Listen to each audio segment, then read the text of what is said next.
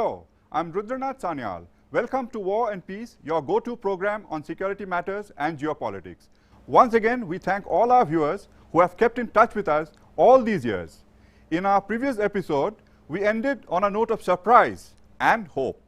Since then, the world has indeed experienced a few surprises and seen some measures of hope unfolding.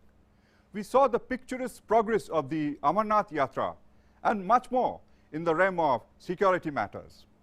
In this edition of War and Peace, we will take a look at some of the benign security measures in Jammu and Kashmir after the clause of Article 370 of the Indian Constitution was changed to bring Jammu and Kashmir on par with other states and union territories.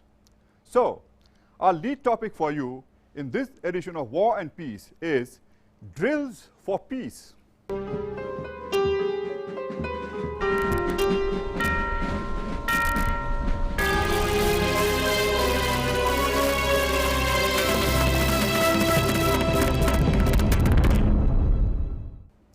We will also bring you a capsule on the significance of the Office of the Chief of Defence Staff in India.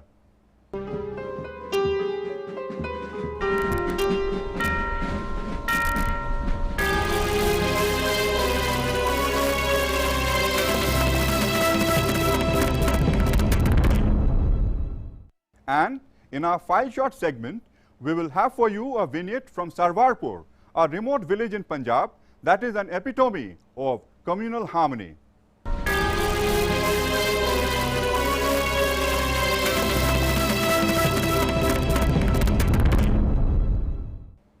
Our guests today are Captain Shekhar Dutt, former Deputy National Security Advisor and Governor, who has joined us from Surajkund, and Dr. Y.S. Rajan, eminent scientist who co-authored several books with Dr. APJ Abdul Kalam on the potentials of India.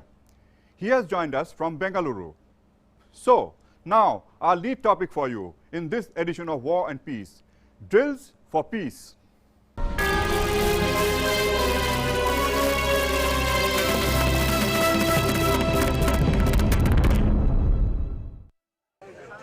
Year after year, this is a typical night scene at the base camp in Baltal on the way to the holy Amarnath cave in Jammu and Kashmir.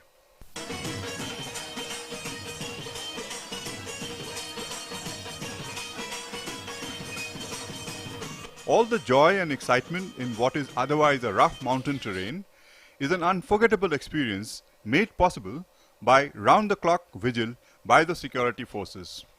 It is facilitated by the Shrine Board and the local people. The drill is unobtrusive but strict. Army, paramilitary and the police team up and keep terrorists at bay round the clock. Mountain rescue teams are also at work. Since anti-national elements try to mingle with the crowd, all vehicles are electronically identified, tagged and traced right from the entry points to the valley. Roads are sanitized by road opening parties.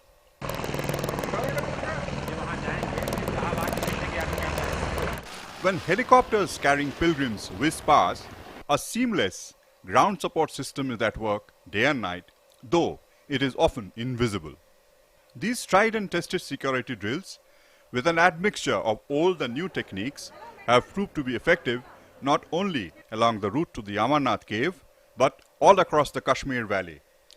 Cross-border operatives are increasingly falling into the nets of security forces. Peace-loving locals on their part provide inputs to the government agencies whenever they notice anything suspicious.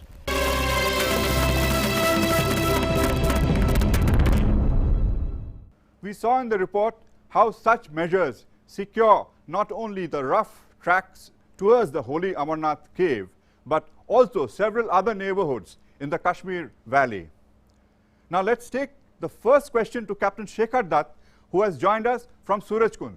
Captain Dutt, you are a veteran officer who took part in the 1971 war, and later as an IAS officer you have also been a defense secretary, and then you were a deputy national security advisor too. What do you make of the security drills that are in place in Jammu and Kashmir now? Do you think some of the other advanced nation states could do any better than this to keep terrorists at bay? I am absolutely sure that Indian government and the Indian armed forces, the way they are in J&K and having direct communication with the people, nobody could have done any better. Israel or United States have been in situations in the Middle East or within their own country, and it is not just a couple of weeks disturbance, it goes on for years. Kashmir is much more quieter and amenable than anywhere else, and the Indian forces and the government are dealing the situation in the best way that anybody could do. Technology has definitely been of good assistance to the Indian forces, but it is much more than that. The Indian forces have enormous goodwill in that area, and for that matter, rest of the country. In fact, you might recall that some of the reports elicited from people and other media sources have been that the most respected organization is the Indian Armed Forces. Captain Dutt, you have worked closely with Dr. Kalam, and in your own book on national security, you have spoken about the need to get accustomed to the process of change and shift from a box-based system to transformational mode. Can you qualify this? Yeah, sure. The transformation is a necessity in life, and Kashmir has been under transformation. Kashmiri people, remember, have been continuously participating in the elections, and they have been choosing their own representatives. They have their own teams who are playing in games, and so it's a participation of the Kashmiri people. You go to any industry melas, and you will find that the local Kashmiri artisans, they have some of the best stalls. Now let's go over to Dr. Y.S. Rajan, who has joined us from Bengaluru. Dr. Rajan, we saw in our report how tried and tested drills and technologies are yielding effective results in Jammu and Kashmir. Do you think any other advanced country could do any better? I think for security management in those areas of sensitive border, I think we started equipping one around the time of the Kargil war. I think we were not having enough of surveillance systems, etc. Over a period it has been built, and then I think probably recently they have stepped it up to a point where they are able to see there are a variety of things to be seen. You have to intercept, it is not only seeing the enemy tracks, which can be done by radar, IR devices, etc., but also have to know many of them through the radio emissions. The mobiles and all satellite phones and all the enemy would be using, those things should be tracked. These are called ELINT, electronic intelligence. So in all this, I think we are getting better and better equipped. So that's the reason they are able to do it. I am sure they would have considered all these things before taking steps. What do you make of the natural assets of Jammu and Kashmir that can be used to propagate peace and development? Because it is clean and good, there are many clean technologies, electronics, software development, etc. can come, because very easy. Because I remember even once when Kalamji was the President of India, he had gone to Kashmir, and I had also accompanied him, and they have talked quite a few things. And example, people talk about Davos in Switzerland. It is an ice-clad place. Like this, there are so many things which can be developed around Jammu, Kashmir and Ladakh. Then of course, the natural one are some of those gifted ones like saffron, and there are special herbs which are available. These can be done in a way, a little bit of extra making. And there are also other items where money, wealth can be created. Lot of people can be employed in high-end job. And Captain Shekhar Dutt, you have, as the Defence Secretary, studied the features of Jammu and Kashmir, and you are also familiar with regions like Chhattisgarh, where you were a governor. What is it that is special about Jammu and Kashmir in terms of natural resources? Yeah, absolutely correct.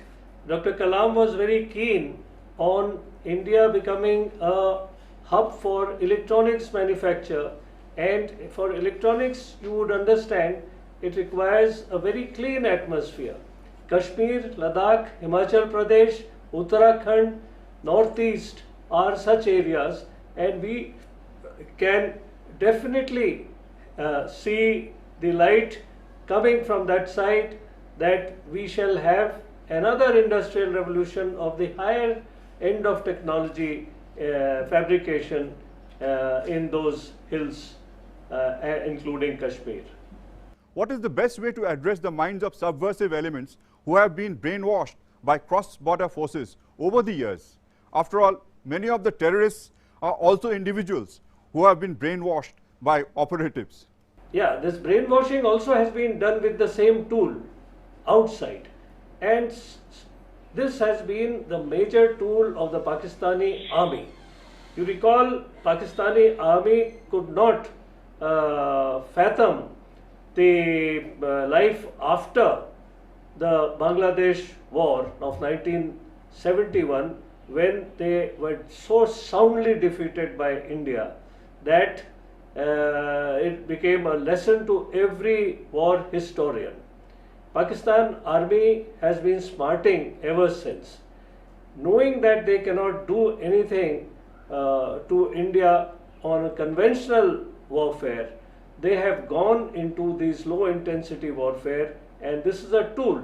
They have been subverting through communication and through their discourses, which happens both in Pakistan or outside, and their target has been the Kashmiri youth. Captain Shekhar Dutt, coming to the global canvas now, India's credibility is high, both in South Asia, like we saw in Bhutan, and also among powerful nation states. Do you think because of its credibility, India is able to build enduring partnerships cutting across geopolitical divides? India's credibility has been there, and the Kashmiris have been always finding it far more reliable to listen to the Indian story rather than to the Pakistani one. Only thing is that there are certain leaders who are washing their linen, dirty linen outside, and they have access to grind. And these leaders, the communication requires to be obstructed if not broken.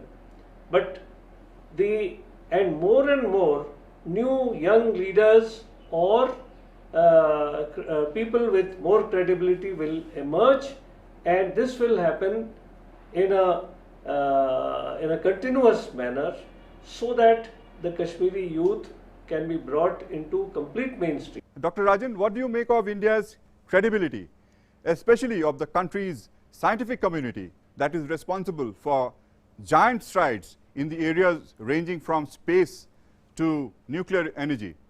It is growing, it is doing well.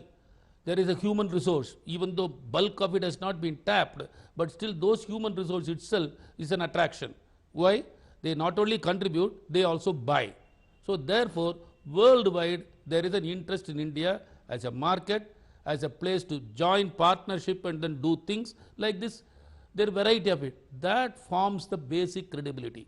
Then another thing is, by and large, all the items in which all the relationship with India had, with ups and downs also, India doesn't betray a persons who help them.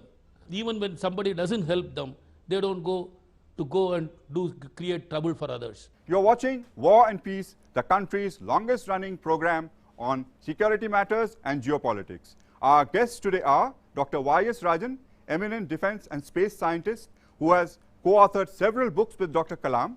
He has joined us from Bengaluru, and Captain Shekhar Dutt, a war veteran who was also Defense Secretary, Deputy National Security Advisor and Governor. We will take a break now, after which we will bring you a capsule on the significance of the office of the Chief of Defense Staff and much more. Please keep watching.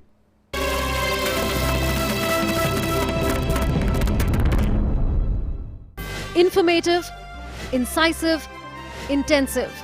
Get your daily dose of news and analysis in English News Night every weekday at 9 p.m. on DD India. Channel number 620 on Tata Sky, 199 on Dish TV, 150 on Airtel, 28 on UCN and 395 on Videocon D2H.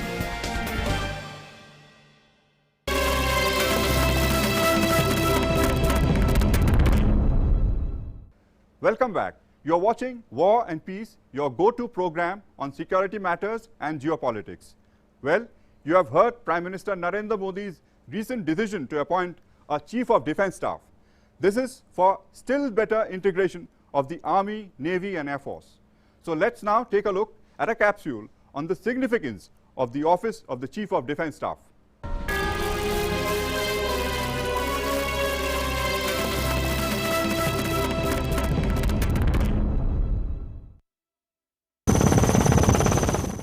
Military personnel deployed in the Andaman and Nicobar Islands are under a tri-service integrated command headed by either a Lieutenant General or officers of the equivalent ranks of Vice Admiral and Air Marshal in the Navy and Air Force, respectively.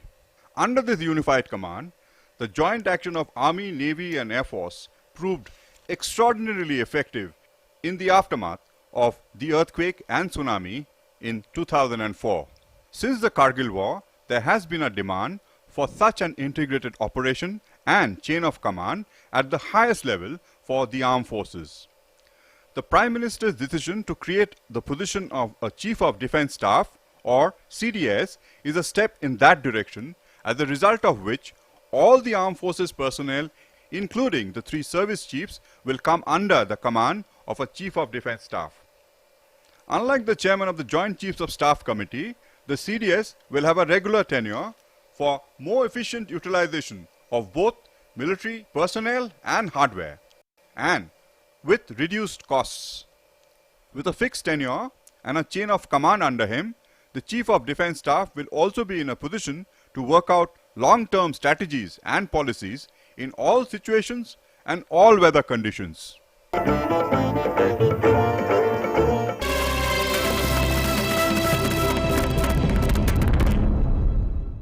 Let's now straight away go over to Captain Shekhar Dutt in Surajkund. Captain Dutt, as the Defense Secretary and then as the Deputy National Security Advisor, you have seen how the demand for a Chief of Defence Staff grew after the Kargil War. What details would you like to share with us? The Chairman Chief of the Joint Staff kind of arrangement, but it's a permanent arrangement. Chairman Chief of Joint Staff is a person who's the senior most chief and is only there till the duration of his service. The CDS would have a time, say 2 years or some time given, so he will have very easy access to all 3 services because he would be in the direct chain of command. What is it that the Chief of Defence Staff can do that could be beyond the scope of the existing Chiefs of Staff Committee and its chairman? Because he is not in the direct chain of command. The chairman, the Chief of Staff is not the same as the Chief of the Defence Staff. Chief of the Defence Staff is in the direct chain of command. All the chiefs will report to him. All military operations will be controlled by him or directed by him. So the CDS with an assured term can work on a roadmap and a time-bound plan. Very long-term planning can be done. That today we are in this thing tomorrow, and our geopolitical situation requires India to have these capability, the CDS would have a very important role, because it will be these three services in a joint manner to go ahead and transform themselves according to the geopolitical and technological innovation. Well, viewers, all the military preparedness is essentially a deterrence that helps propagate peace.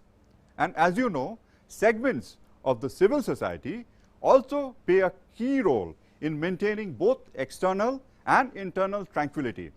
Now, from our file short segment, let us look at a vignette on the remote village of Sarwarpur that has become an epitome of communal harmony.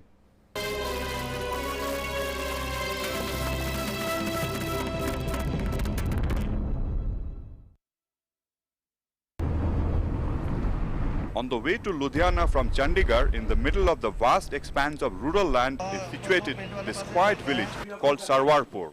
If you come here in your formal gear, you might feel out of place in this little rural center where only bicycles are suitable for negotiating village roads. But when you soak in the ambience, you at once feel at home. Children and adults offer you a warm welcome in unison. Together, they are a group of messengers of peace and communal harmony. Sikhs, Muslims and Hindus make up this group. And the high point of their message came in the form of a freshly built and painted mosque at a site next to the village Gurdwara. A group of Sikh gentlemen organized resources to ready the mosque and hand it over to the Muslims in the village. The Shiromani Gurdwara Prabandhak Committee was involved in the process. We are two brothers, one living in England, I am living here. We decided to build a mosque here. As we concerned man Tafail Muhammad, we contact them and talk about the mosque. At last they said you can do anything, and we made this mosque as we can do. हाँ, बाकी ये जो गांव है हमारा, इन लोगों ने हमारा हर तरह से सहयोग दिया है, आज तक देते हैं, पहले से भी, क्योंकि हम लोकल हैं, कहीं गए नहीं. From what we can see, the Sarwarpur village has all the potential of becoming a little hub from where both rural and urban centers can draw inspiration and spread the message of peace and communal harmony.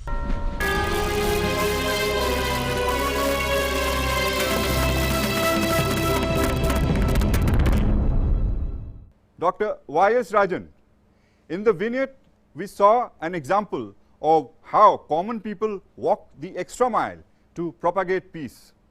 I think it is a part of the great Indian tradition and part of the great tradition the Gurus gave. The 10 Gurus have been a great blessing for not just for Punjab, but for the India and the whole world. They were all in the part of a great tradition where we respect everybody.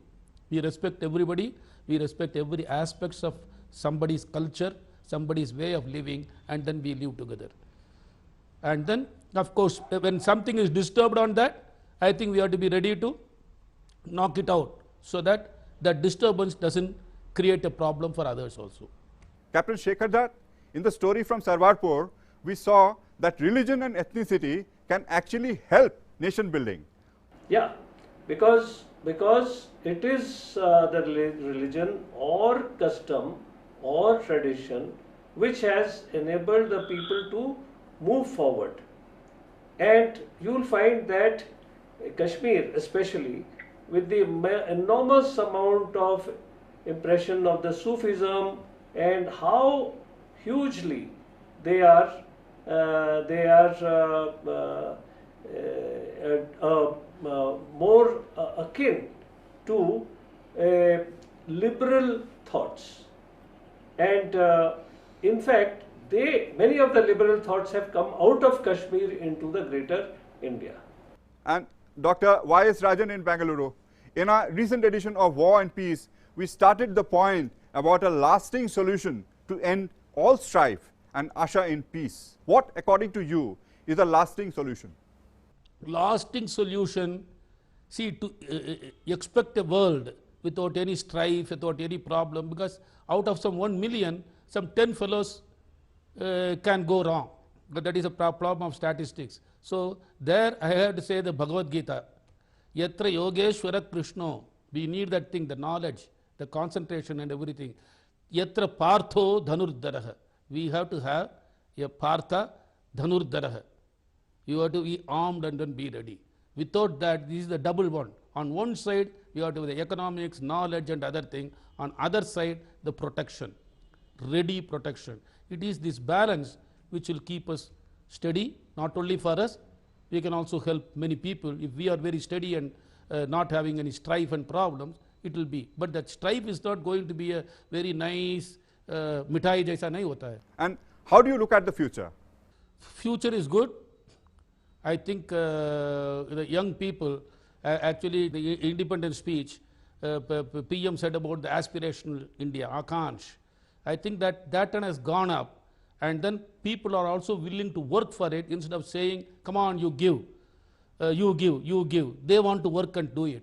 So that part of outlook has come, that that is the great strength for India, and India's future is quite good. India means, when I mean is Indians who are now here, present, to be born, and who may be born much later, all of them, they are going to have a great thing.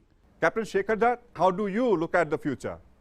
India will develop, and along with it Kashmir shall, and the chances of getting it even better, that means if India develops at a certain pace, Kashmir can develop at a larger or a faster pace. And so many other states. Yeah, and so many other states, because they have the opportunity, they have the natural resources, and those natural resources of Kashmir are hugely advantageous to them.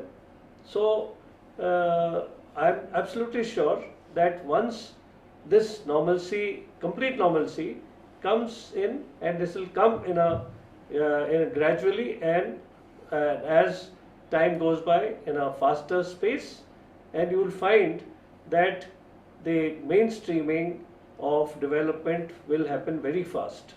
So, on that developing note, we come to the end of this edition of War and Peace. If you wish to write to us, you can send your letters to War and Peace, Room 513, Tower B, Doordarshan Bhavan, Copernicus Marg, New Delhi 110001. You can also send an email to warandpeace2004@hotmail.com. Keep looking out for more insightful editions of War and Peace, both on DD News and DD India. So, thank you, Dr. Y.S. Rajan in Bangalore. Thank you. Thank you, Captain Shekhar Dutt in Surajkund. Thank you. And thank you all. Bye-bye.